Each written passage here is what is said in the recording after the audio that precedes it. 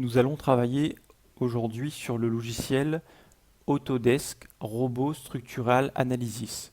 Donc, ce logiciel est un logiciel de simulation de comportement de structure.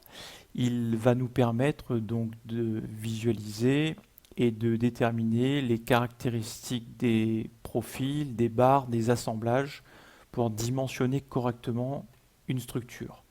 Alors, on va travailler sur un projet qui est existant. Donc, pour ouvrir le projet, vous allez cliquer ici sur Ouvrir un projet. Le projet se nomme Structure plancher. Donc, on va faire Ouvrir.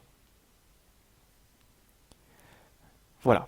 Donc, le logiciel se présente comme ceci. Donc, vous avez ici à l'écran une vue en 3 dimensions donc, de notre modèle de calcul.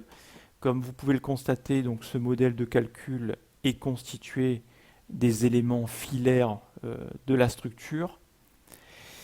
Ici, on peut repérer les différentes fils dans la direction de l'axe des X. Donc, vous avez ici le repère en 3 dimensions qui est le repère global de notre projet.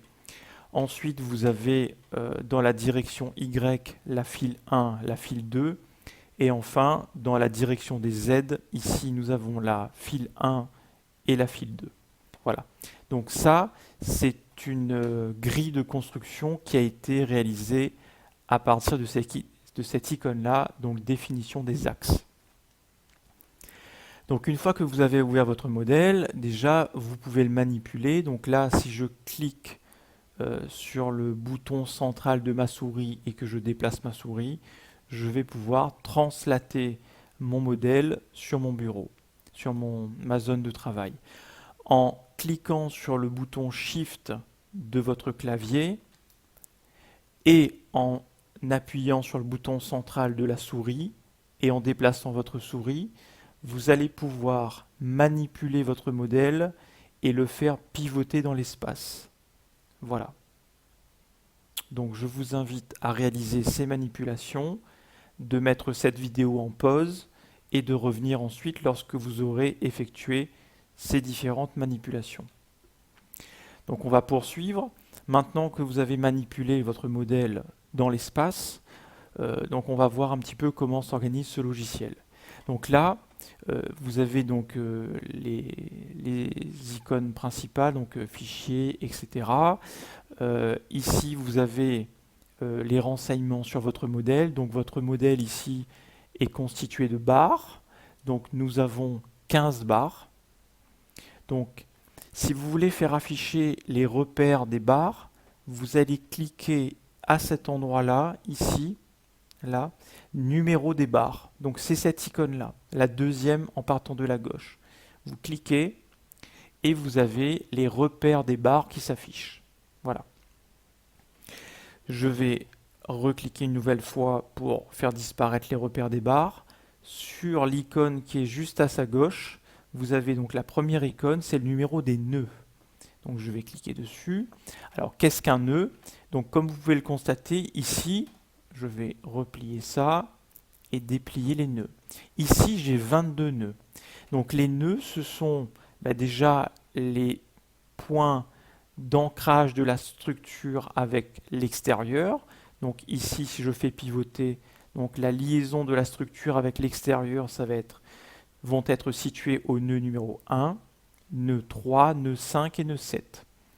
C'est là où j'ai mes liaisons avec l'extérieur. Ensuite, à chaque liaison entre les barres de la structure, donc en interne, à chaque point de rencontre de barres, j'ai un nœud.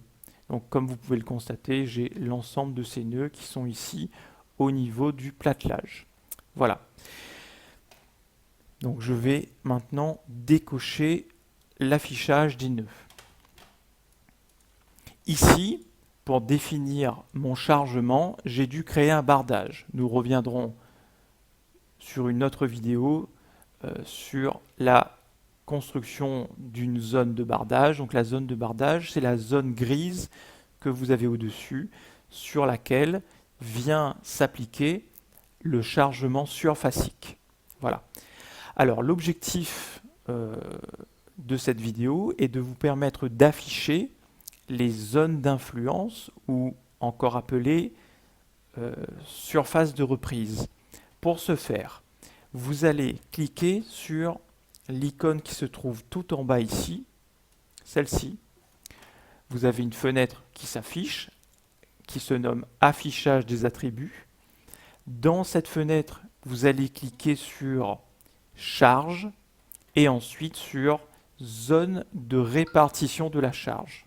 Je sélectionne ceci. Je vais cliquer sur appliquer.